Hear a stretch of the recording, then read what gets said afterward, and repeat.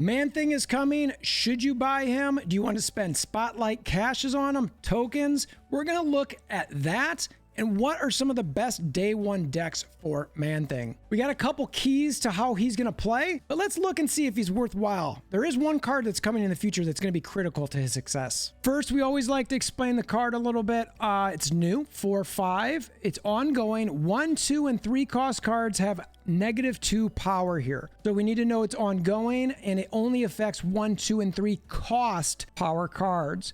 So that is the -2 thing is a big deal. The card that I think is going to go well with it is going to be a Nihilus. What a Nihilus is going to do here is going to, on reveal, your cards with 0 or less power switch sides, destroy those that can't. So anytime you put something on your lane that maybe is not flipped over because of what you've done to it because of Man-Thing, at least a Nihilus is going to go ahead and destroy it. So I like the pairing of those two cards. Man-Thing, I mean, look, you never know what your opponent's going to do. So if possible, you want to put low cost cards over that you can sort of manipulate a little bit. And that's where we're going to lean into with some of these decks. The first deck we're going to look at, I'm calling it Moving Elsa Thing. And that's kind of the theme with all this is everything's a thing because it's Man-Thing. Look, Elsa's hot right now. Bounce, move Elsa, all those sort of things. So I'm trying to see if I can combine something here. The idea is really just that. It's, you know, why not do that? Now, to me, when I've got Man-Thing, I'm going to be looking for Luke, obviously. So we pivot everything sort of around Elsa. I also really like Mobius. Anytime I can fit him into a deck, I'm going to have him in there so I'm not changed or don't have anything changed. I've got Angie in the deck so that I can put things on it like Nightcrawler, Jeff, Silk, and get more potential points for her and then find a spot for Elsa somewhere.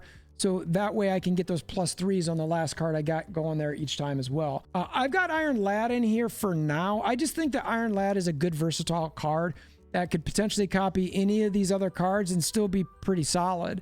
I mean, there's not really, I mean, Wasp is the worst thing that you could get, I think. Maybe a little bit of Silk, but I mean, everything else is pretty solid. You move it. If it's Man-Thing, it, you know, still hits cards in that lane and you're going to want your Luke Cage to protect it. I like this because I do like Elsa a lot. I am liking this move concept with Elsa, with Angela. I think they're just sort of like fun things to play with. I think you've got a lot of low cost cards in here that will do really, really well. I mean, you've got all but 3 cards in this cost 0 to 2 energy, which to me is sort of crazy. It's kind of like, all right, so you've got the opportunity to play a ton of cards here. You just, even if you get, I mean, all of those lower cost cards, you can still do decent things with Angela there, which isn't so bad. The ins and outs here, you could take Iron Lad out. I was looking at cards maybe like Green Goblin, Debris.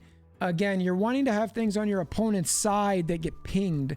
So Man-Thing, again, he's going to hit things on your side. Now, I will say if you don't get Luke Cage, you've got to think about where you're going to play Man-Thing a little bit there. But I like getting those ticks on Angela on this. Is this going to be good as what we got now? Well, I don't know. I mean, it's right now the things that are going on with Move feel pretty good. But there are a lot of 1, 2 cost and 3 cost cards. So, you know, Man-Thing can come in and really pin your opponent.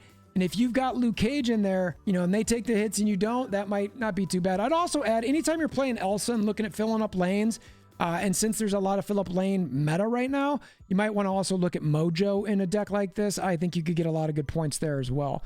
So Moving Elsa Thing. And I should also say, before I get into these, I normally like to say Marvel Snap Zone. Shout out to them. I like their tool, their deck builder here. It's fantastic. I like it. It's great to copy real quickly into game.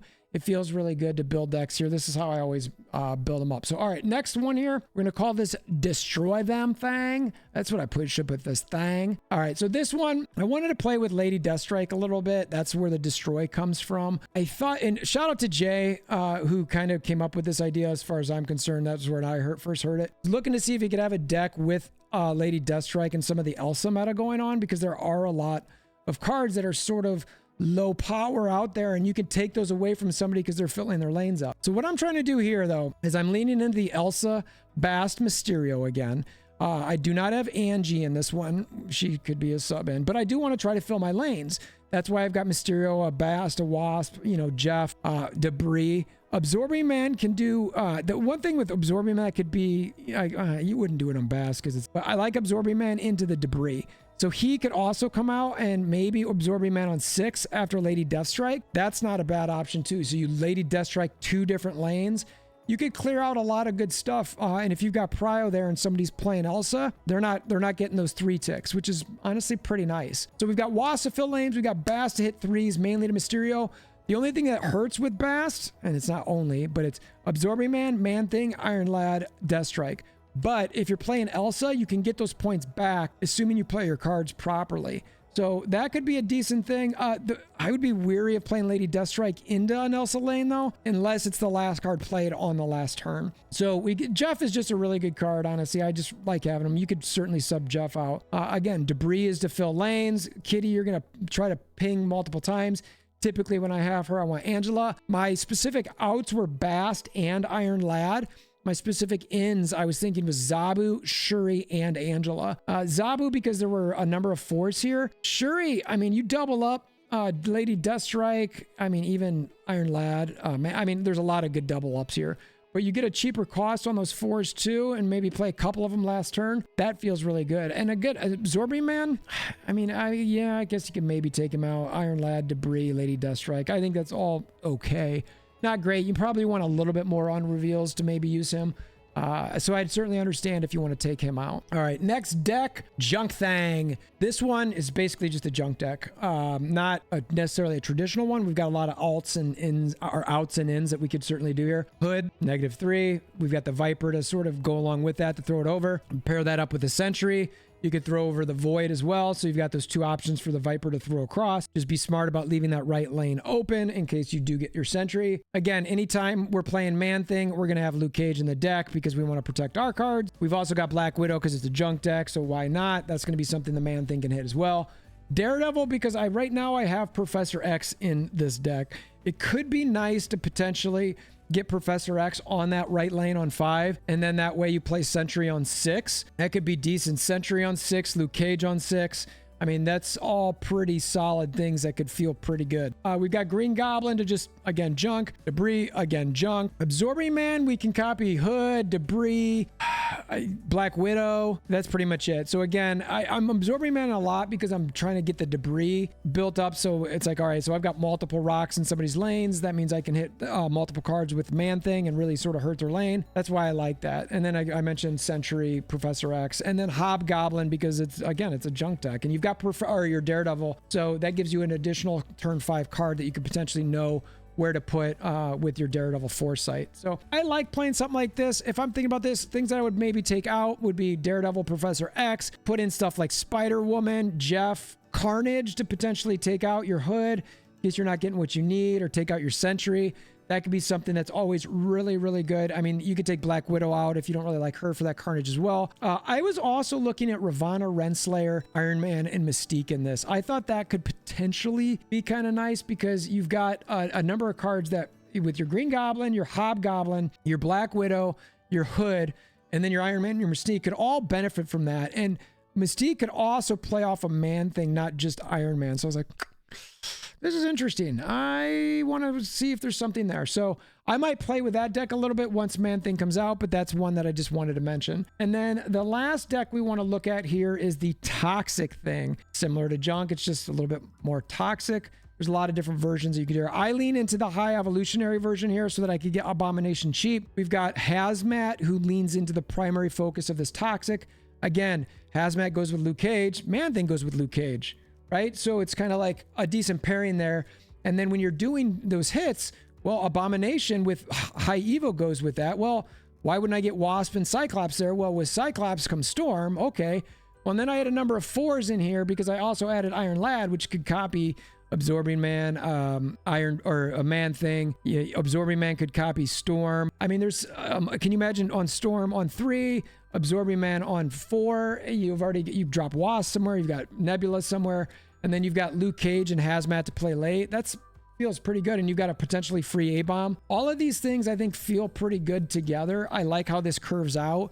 If I'm looking to take stuff out, maybe I'm taking out Wasp, Iron Lad, Absorbing Man, and take in Spider-Woman and Viper, like the Hood type thing. But Iron Lad, again, he can copy Hazmat. He could copy Nebula. Wasp, again, not bad because it's reveal. Abomination and high Evo is probably the worst thing you can get here. Everything else, pretty good. It's great if you get copies of Luke Cage because then you're just like, all right, I don't need to play that card. And it feels good, right?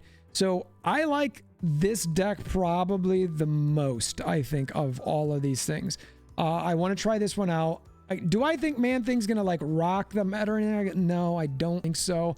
I think it could be fun, junky, toxic-y, just sort of messing with your opponent, which is why you saw me lean into those decks here. Yes, I just still had some Elsa stuff that I wanted to play with because she's hot right now, and you want to feel that hotness, you know what I mean? Where it's like she's taking a lot of cards, so I wanted to see if I could do something with that. So now as far as like the big takes, the hot takes, the thing that I think are key with Man-Thing, Luke Cage. I mean, he's in every deck. It was pretty obvious. Like, you need Luke Cage with Man-Thing. You don't want to mess with that. Obviously, Annihilus is going to be something that's going to be great late. Now, look, if you want to go away from Luke Cage, then yeah, you can play Man-Thing in a lane that doesn't have any of your stuff in it. But remember, it's ongoing. That means you can't play any cards there late either. So it could hurt you, and you got to be careful with that a little bit. I didn't mention this, but alts, always Eliath. You can always use Eliath. Eliath's just a great card. He works in pretty much all decks. The same thing could be said, I think, in this case for Rogue and Cosmo. If somebody takes your Luke Cage, you steal it back or something, you might want to take, you may want to take a Luke Cage from somebody else, and then Cosmo to also potentially protect your Luke Cage. So those are, but again, you've got a lot of on reveals in some of these. That's why I didn't mention Cosmo directly. So we'll see how this shakes out. What are your thoughts on how Man-Thing's going to come in? Are you like, what decks are you playing? And before I get out of here, what I want to tell you is Man-Thing worth opening Spotlight caches for? No. 1, it's a Series 4 card. 2, doesn't seem like it's going to be that huge of a card, though people said that about Legion too. So, but it's tier 4, right? Or it's Series 4. One of the things I always like to show, I've got a tier list for the Spotlights. I've got Man-Thing in easy skip. Silver Samurai, decent card, okay. Lady Deathstrike, I had it in some of this, you know, okay. But I'd rather spend tokens personally. Now, if you're short on tokens and high on Spotlights and you need some of these other cards, okay. Other people are higher on Silver Samurai than I am, but I don't think I open for this for sure. Like, I wouldn't use any Spotlights there. Even if I loved the Spotlight variants, it's Series 4, I'd prefer tokens. So my answer to that is no. So what decks are you using? Are you going to be opening for Man-Thing? Are you going to be spending on tokens on Man-Thing? I'd love to hear your comments below, in the YouTube comments below. If you want to hammer down that like button, I very much appreciate it. It is the birthday month. We're pushing to 5K subscribers. If we can get there, that'd be awesome. I'd love it. Fingers crossed, all that sort of thing. But I appreciate you making this far in the video. Until next time, we hope you have a wonderful day.